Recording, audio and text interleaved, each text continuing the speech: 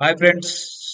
Super star Krishna గారికి senior అభిమాని, retired teacher తోట వెంకట్రాజు గారు ఒక కామెంట్ అయితే పెట్టారు. మన మహేష్ బాబుకి సంబంధించిన వీడియోలో. ఆహ్, అది ఆయన ఒక్కడి సొంత అభిప్రాయమే కాకుండా మా తరం సీనియర్‌ల అభిమానులందరి అభిప్రాయం అంటూ ఆయన ఆ కామెంట్‌లో చెప్పుకొచ్చారు.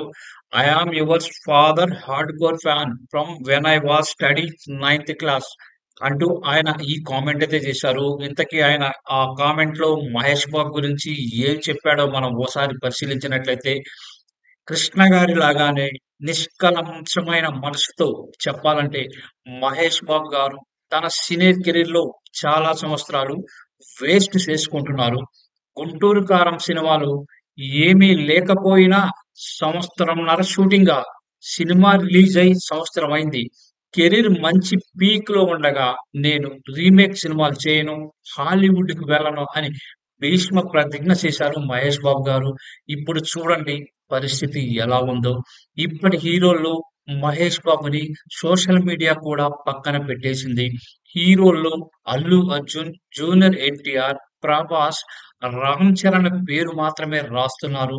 అసలు మహేష్ బాబు పేరునే ప్రస్తావన తేవడం లేదు. సంవత్సరాల తరబడి సినిమాలు లేనప్పుడు మీడియా కూడా ఎవరినైనా మర్చిపోతుంది. సంవత్సరాల తరబడి సినిమాలు తీసే రాజమౌళి గారి సినిమా ఇప్పుడు ఎప్పుడు మొదలవుతుందో కూడా మనకి తెలియదు. ఇప్పటికీ అప్డేట్ అధికారికంగా ఇవ్వలేదు.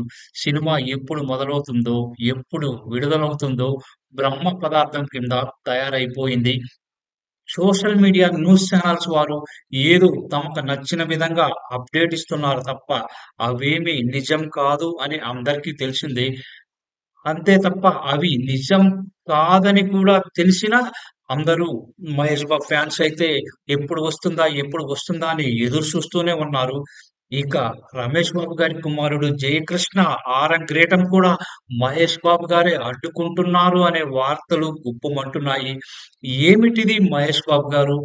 అమ్మ పెట్టదు, అడుక్కు తిననివ్వదు అన్నట్టు సంవత్సరానికి సగటున 12 సినిమాలు చూసి ఆనందించిన మీ నాన్నగారికి కరుడుగట్టిన అభిమానులం మేం. పైగా ఒక్కో సినిమా మినిమమ్ 3 సార్లు, మాక్సిమం 10 సార్లు చూసిన అభిమానులం.